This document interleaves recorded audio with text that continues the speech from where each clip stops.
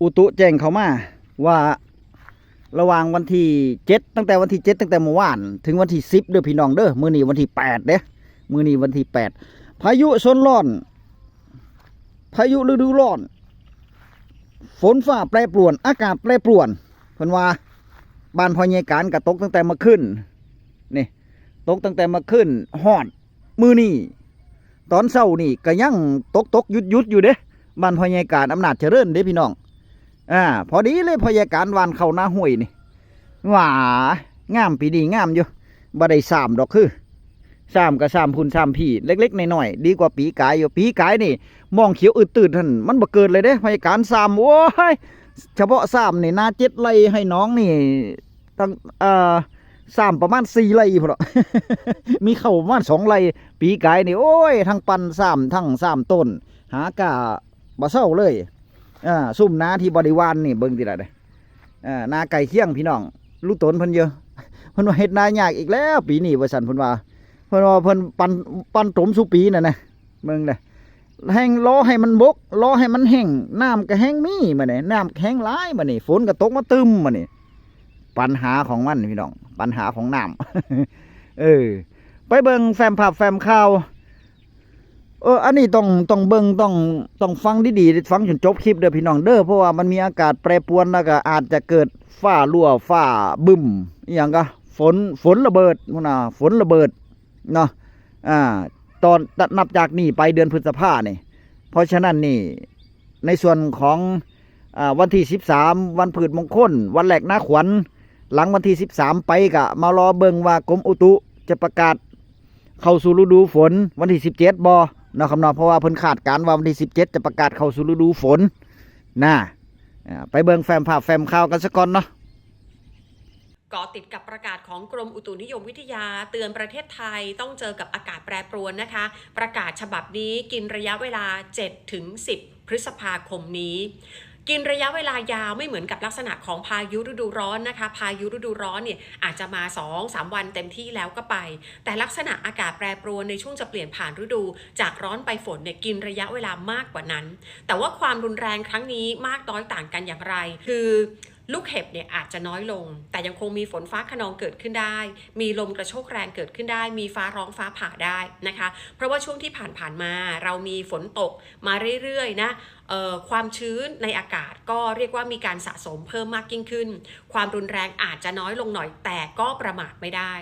อย่างวันนี้วันที่7พฤษภาคมนะคะเดี๋ยวขึ้นแผนที่ให้ดูกรมอุตุนิยมวิทยาก็ให้ไว้ว่าพื้นที่เสี่ยงสูงที่เป็นสีแดงอย่างในพื้นที่ภาคเหนือค่ะก็ที่จังหวัดน่านอุตรดิตถ์พิษณุโลกเพชรบูรณ์ภาคอีสานคือที่เลยหนองคายบึงกาฬอุดรธานี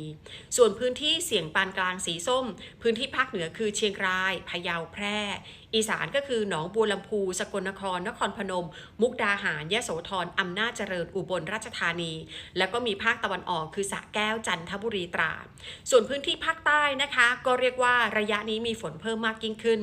ภาคใต้เนี่ยมีสีแดงก็ตั้งแต่นครศรีธรรมราชพัทลุงสงขลายะลาปัตตานีนราธิวาสรวมถึงระนองพังงาภูเก็ตกระบี่ตรังสตูลและพื้นที่ใต้ตอนบนก็ถือว่าเป็นสีส้มเสียงปานกลางคือที่ชุมพรแล้วก็สุราษฎร์ทีนี้ดูจากแผนที่แล้วพื้นที่อื่นๆจังหวัดอื่นๆแม้ว่าจะไม่มีการระบายสีแดงหรือสีส้มแต่ไม่ได้หมายความว่าจะไม่มีโอกาสเจอฝนนะพื้นที่ภาคเหนือ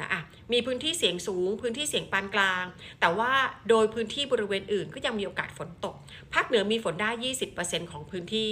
ภาคอีสานวันนี้ฝนกระจายตัวได้ดีหน่อยนะคะคือ 40% ของพื้นที่ส่วนภาคกลางภาคตะวันออกกทมปริมณฑลก็ยังมีโอกาสมีฝนสัก 20% ของพื้นที่วันนี้กรุงเทพเนี่ยช่วงบ่ายๆเย็นๆไปเนี่ยก็อาจจะต้องเตรียมรับมือกับฝนแล้วนะคะแล้วก็มีความเป็นไปได้นะว่าฝนเนี่ยจะมา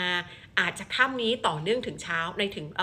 ของวันพรุ่งนี้เลยก็มีโอกาสเป็นไปได้อยากจะให้ดูล่วงหน้าสักนิดหนึ่งนะจะได้เตรียมรับมือประกาศรอบนี้วันนี้คือวันที่7ภาพเตือนเป็นแบบนี้แต่ให้ดูวันที่8ค่ะพรุ่งนี้วันที่8จะเป็นวันที่ลักษณะฝนจะปกคลุมกระจายตัวหลายพื้นที่นะจะเห็นว่าไทยตอนบนเนี่ยแทบทั้งหมดเลยภาคใต้ก็ยังมีอยู่เช่นเดียวกันต่อเนื่องไปถึงวันที่9วันที่9แม้ว่าพื้นที่จะเกิดฝนเนี่ยคำเตือนต่างๆจะลดน้อยลงแล้วแต่จุดสำคัญ จุดที่น่าห่วงก็คือทางด้านตะวันตกของไทยตามแนวจังหวัดตามแนวเทือกเขาตั้งแต่เหนือลงมาถึงกลางเลยค่ะแม่ฮ่องสอนเชียงใหม่ตากกาญจนบุรีฝนเนี่ยมันจะไปอยู่แถวๆตามภูเขาเพราะฉะนั้นถ้าเกิดว่าเป็นพื้นที่เสี่ยงสูงสีแดงฝนตกต่อเนื่อง2 วันที่ต้องระวังมากๆคือน้ำป่านะคะอันนี้คือความห่วงที่ทางท่านผอ.สุรพงษ์นะก็ให้ข้อมูลมาว่ามีการประชุมกับท่านอธิบดีสุกัญญานีเนี่ยก็ให้ข้อมูลความห่วงใยตรงนี้กับพี่น้องประชาชนมาด้วยเดี๋ยวมีอะไรจะมาเกาะติดเตือนกันเพิ่มเติมค่ะอภิวัตอัปเดตคุณผู้ชมครับเตรียมรับมือเลยครับฤดูฝนปี 69 นี้กรมอุตุเตือนครับว่าเรามีโอกาสเจอระเบิดฝนหรือว่าเรนบอมถี่ขึ้นครับคุณผู้ชมครับกรมอุตุคาดการณ์ว่าบ้านเราจะเข้าสู่ฤดูฝนอย่างเป็นทางการช่วงกลางเดือนพฤษภาคมนี้ครับแต่ว่าความพีคก็คือช่วงเดือนมิถุนายนจนถึงกลางเดือนกันยายนจะมีภาวะฝนทิ้งท้ายที่ชัดเจนกว่าปีที่แล้วนะครับพอสลับอากาศไปมาระหว่างอากาศร้อนจัดอากาศแห้งแล้วก็อากาศชื้นนะครับทำให้เกิดความไม่เสถียรพอมีฝนมาปะทะก็เลยเกิดเป็นระเบิดฝนตกหนักเฉพาะจุดแบบฉับพลันครับแล้วก็รุนแรงยาวจนถึงเดือนกันยาเลยทีเดียวโดยชาวกรุงเทพต้องฟังครับเพราะว่าหลังจากวันที่ 14 พฤษภาคมนี้ลมมรสุมจะพัดเข้าสู่กรุงเทพชั้นในมากขึ้นนะครับแล้วก็ในช่วงบ่ายและช่วงค่ำเสี่ยงเกิดน้ำท่วมขังรอระบายในระยะสั้นๆนะครับโดยปีนี้ปริมาณฝนโดยรวมอาจน้อยหรือใกล้เคียงจากเอลนิโญนะครับใครที่ทำกิจกรรมที่ต้องใช้น้ำเยอะต้องวางแผนดีๆครับส่วนคนกรุงเทพก่อนที่จะออกจากบ้านช่วงนี้นะครับก็อย่าลืมเช็คสภาพอากาศเผื่อเวลาการเดินทางกันด้วยนะฮะหรืออภิวัตอัปเดตคุณผู้ชมครับกรมอุตุประกาศเตือนฉบับที่4นะครับเตือนอากาศแปรปรวนทั่วไทยฝนตกหนักลมแรงเสี่ยงน้ำท่วมฉับพลันน้ำป่าไหลหลากย้ำต้องเฝ้าระวังตั้งแต่วันนี้ยาวไปจนถึง10 พฤษภาคมนี้ครับคุณผู้ชมครับสาเหตุเกิดมาจากมวลอากาศเย็นจากจีนแผ่มาปกคลุมภาคอีสานและทะเลจีนใต้นะครับในขณะที่บ้านเราเนี่ยยังคงมีอากาศร้อนจัดอยู่พออากาศ2แบบมาเจอกันครับทำให้เกิดพายุฝนฟ้าคะนองลมกระโชกแรงและมีลูกเห็บตกบางแห่งครับรวมถึงฝนตกหนักสะสมในหลายพื้นที่ครับซึ่งอาจเสี่ยงให้เกิดน้ำท่วมฉับพลันน้ำป่าไหลหลากได้ในพื้นที่ลุ่มต่ำครับโดยรอบนี้ครอบคลุมเกือบทั้งประเทศเลยครับไม่ว่าจะเป็นภาคเหนือภาคอีสานภาคกลางรวมถึงกรุงเทพและปริมณฑลครับส่วนภาคตะวันออกและภาคใต้ต้องเฝ้าระวังเช่นเดียวกันโดยกรมอุตุเตือนให้หลีกเลี่ยงการอยู่ในพื้นที่โล่งแจ้งใต้ต้นไม้ใหญ่หรือว่าป้ายโฆษณาที่ไม่แข็งแรงนะครับตอนนี้แถวบ้านคุณผู้ชมคนไหนฟ้าเริ่มมืดหรือว่ามีฝนตกกันแล้วคอมเมนต์นั่นก็คือแฟ้มภาพแฟ้มข่าวพี่น้องในส่วนของนักข่าวสาวสวยแล้วก็หนุ่มรอพี่น้องที่พยาการได้นำมาเผยแพร่เพื่อเป็นประโยชน์ให้กับพี่น้องเกษตรกรชาวนาเฮาจะได้เตรียมโตได้โดยเฉพาะพืชผลเรื่องผลไม้เด้พวกทุเรียนพวกผลไม้หลากไม้ที่กำลังออกดอกออกผลที่กำลังสร้างเม็ดเงินให้นั่นอันนี้ก็อันตรายคือกันเด้ถ้าเกิดพายุลูกเห็บแน่หยังแน่ลมมาแห้งมันก็แปรปรวนมันก็เฮ็ดให้ผลผลิตเสียหายเนาะโดยแล้วก็ปลูกผักปลูกไม้นี่ก็อันตรายอยู่เด้ปลูกผักปลูกไม้นี่ฝนตกหลายก็ยังว่าหั่นแล้วแม่นบ่ฝนตกหลายก็ยังว่าหั่นแล้วลวงเบิดบัดนี้แต่ว่าสำหรับนาข้าวเฮาก็ต้องติดตามอุตุนี่ล่ะอยู่เรื่อยๆอยู่เนืองๆถ้าเฮาบ่ติดตามนี่ บ่ฮู้ข่าวรับหูรับตาเฮ็ดไปเลยนี่อันตรายอยู่เด้พี่น้องพยาการว่าแต่ว่าปีนี้เพิ่นว่ามันเกิดเอนิโยนี่ความหมายของมันก็คือถ้าแล้งก็แล้งจัดเลยแต่ว่าถ้าฝนมองไหนฝนตก หรือฝนดีก็ฝนก็จะตกฝนก็จะแห้งอากาศแปรปรวนแบบนี้นะครับเนาะแต่ว่าในส่วนของประเทศไทยก็รอหลังเบิ่งปลายเดือนพฤษภาเพิ่นว่าจะได้รับผลกระทบว่าภัยมันจะแล้งปานใดฝนจะทิ้งช่วงปานใดมิถุนาไปฮอดเดือนกันยาพุ่นเด้เพิ่นว่าถ้าฝนแรงนั่นมันสิได้เฮ็ดหน้าเนาะผู้ที่บ่ทันได้เฮ็ดเนี่ยมันสิได้เฮ็ดหน้าแต่ว่าก็จะเฮ็ดคือเก่าหั่นละมิถุนากรกฎานี่ฝนมันทิ้งช่วงสุปีอยู่แล้วอันนี้เกษตรกรก็เตรียมโตอยู่แล้วแต่ว่า 2-3 ปีย้อนหลังนี่มันบ่แรงเด้อ เพราะเหตุการณ์มาเสียก็ย้อนรอให้มันแรงนี่แล้ว2 ปีก่อน2 ปีย้อนหลังไปก็ว่าจะวานเดือนมิถุนาไปหากรกฎานี่ฝนทิ้งช่วงพอดีว่ามันเป็นจังซั่นเนาะ แต่ว่าไปมานี่2 ปีก่อน2 ปีย้อนหลังไปนี่มิถุนาฝนก็ตกดีมาฮอดเดือนกรกฎาฝนก็ยังตกอยู่โอ้ยไปมาพยาการได้ปั่นตมบ่ดิปั่นแล้ว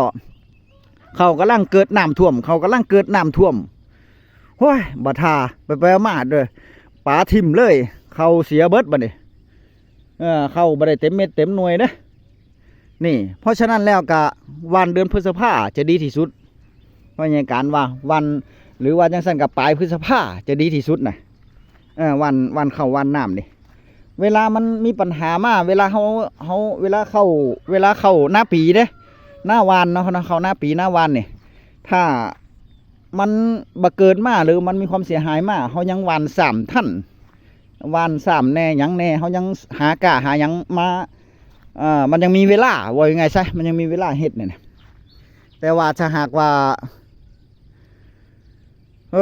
ถ้าหากว่าไอเฮาวันล่ะถ้าเฮามีกล้าไหวตกกล้าไหวมันก็ไข่อยู่เด้ถ้าไผเฮ็ดล่ะก็ต้องวานกล้าไว้นำเพิ่นว่าเฮ็ดนาล่าวานกล้าไว้นำเพราะว่าหยังเพราะว่าไอเวลาเข้ามันบ่เกิดมาดินมันเย็นหรือว่าเข้ามันหัวงอกมาเฮาก็ได้ถอนกล้าไปดำไปซ้ำได้พอมีน้ำมาเฮาก็เฮ็ดโลดเนี่ยจังสั่นมันก็ป้องกันไว้ได้เนาะครับเนาะ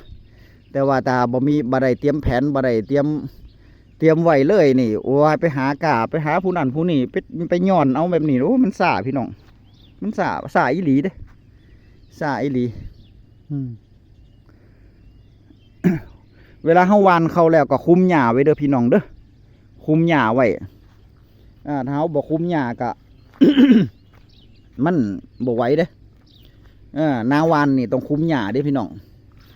ถ้าคุมหญ้าเรียบร้อยแล้วก็เวลาหญ้าเกิดมาวันหน้าก็เอาสารกำจัดวัชพืชเนาะยาฆ่าหญ้าบอกว่ายาฆ่าหญ้าประเภทไหนเอามาพ่นฆ่าหญ้าให้มันตายอีหยังกระสร้างถ้าเขาปลูกแล้วมันบ่มีหญ้าบ่มีวัชพืชนี่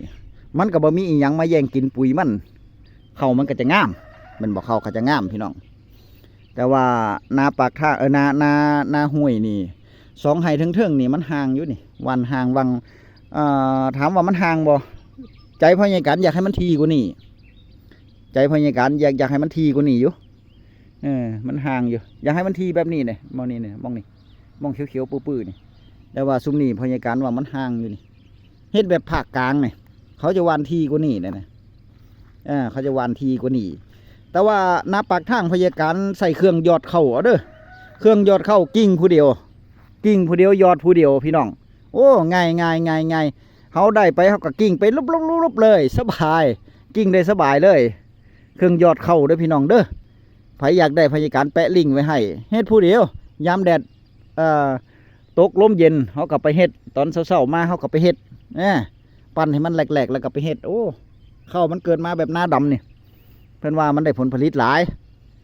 พยาการกะเอามาใส่เบิ้งลองเบิ้งปีนี้ปีแรกได้ละนะครับนะปีนี้ปีแรกปีกายมาทดลองเบิ้งโอ้ยก่อมันใหญ่เนี่ยพยาการก็เลยเอามาเลยบัดนี้ปีนี้ลงมือเลยลองเบิ้งพี่น้องลองเบิ้งนะครับเนาะต้องกล้าในสิ่งที่เปลี่ยนแปลงได้มีสินทุนมีอุปกรณ์ทุนแรงเข้ามากับไข่ยูเนี่ยมันง่ายเนี่ยมันเฮ็ดสำหรับผู้เฒ่าเฮ็ดได้นะครับนะค่อยกิ่งไปได้มันบ่หนักมันบ่คือรถอีแท็กรถไถเดินตามเนี่ยมันหนักแต่ว่ามันกันละเอียดละออนะเวลาเฮ็ดงานเวลาเฮ็ดหน้าก็ปีหนึ่งเฮ็ดเที่ยวเดียวพี่น้องเฮ็ดมันดีๆนะครับเนาะแล้วก็ใส่ขี้ไก่อันเม็ดรองพื้นเนี่ยปุ๋ยขี้ไก่อันเม็ดเนี่ยเอามารองพื้นคือเกษตรกรชาวนาเฮานี่ส่วนมากนี่ถ้ามีเงินมันก็ค่ายอยู่แต่ว่าถ้าบ่มีเงินหลายนี่เฮาซื้อปุ๋ยขี้ไก่อันเม็ดปีเดียวนี่มันคุ้มไป3 ปีพุ่นพี่น้องลงทุนเที่ยวเดียวมันคุ้มไป3 ปีพุ่นดินมันปรับสภาพดินให้เฮาเนี่ยนะดินแกนดินแข็งกระด้างดินมีปัญหานี่เอาไปปรับสภาพดินเอาไปใส่ปุ๋ยขี้ไก่อัดเม็ดเข้าก็เขียวงามพี่น้องเลยแต่ว่าบางคนเพิ่นใส่แต่ปุ๋ยเคมีดินมันแข็งกระด้างดินมันบ่ร่วนซุยเด้เนาะครับเนาะจังไดก็ฝากปุ๋ยพ่อใหญ่การไว้นำเด้อปุ๋ยขี้ไก่อัดเม็ดคลิปหน้าพ่อกันไหมคลิปนี้สวัสดีครับ